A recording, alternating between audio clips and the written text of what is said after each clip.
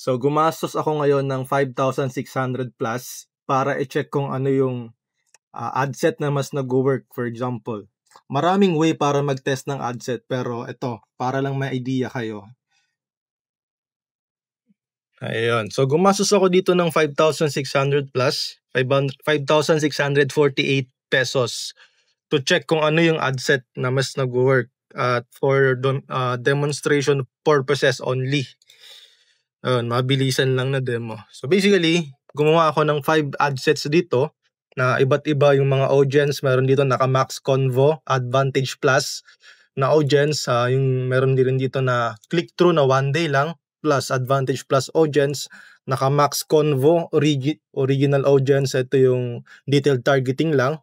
Ito, meron rin akong click-through na 7 days. Sinest ko lang rin to and then click-through na 7 days na naka-original audience. Naka-max purchases siya. Ito naman, max purchase rin yan. So on and so forth. So basically, ito yon. So, alin dyan yung i-maintain ko? Alin ad set ang i-maintain ko sa 5 yan? Ito. So ibig sabihin, sa 5 yan, may mga inquiries tayo, may mga cost per message. Na naman, check natin cost per message, 53 pesos. 223, 29 pesos, 85, and 155. So wag kayo magpapasilaw sa pinakamababang cost per message. Lagi kong binabanggit yan. Kahit 29 pesos per message lang yan, pero basically hindi yan yung magiging basis lang natin. So merong 29 pesos, di ba? So ang total yun, conversation 22, 5, 39, 13, and 7. So i-check natin ilang orders ang na-produce niyan. So yung pinaka number 1, yung Max Convo, Max Conversation yan, Advantage Plus Audience na setup ay nakapag-produce ng 2 order. At gumastos ako dyan ng 1,179 pesos. So ibig sabihin, ayun na, yung pinaka-conclusion na dyan. Ibig sabihin, patayin mo na yung 4 na ad set mo. Mag-focus ko dito sa isang nag-convert, nagkaroon ng order. And then yung 1,000 instead na bakit kailangan mong patayin yung 4 na yun? Ibig sabihin magtutuloy-tuloy. 1,000 yung talo ko dyan. 1,100 plus yung talo ko.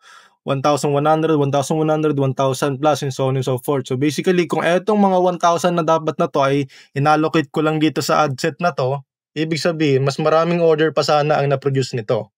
So yun lang.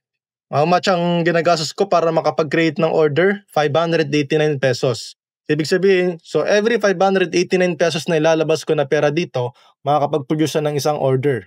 Pero magbabago pa yan, basically.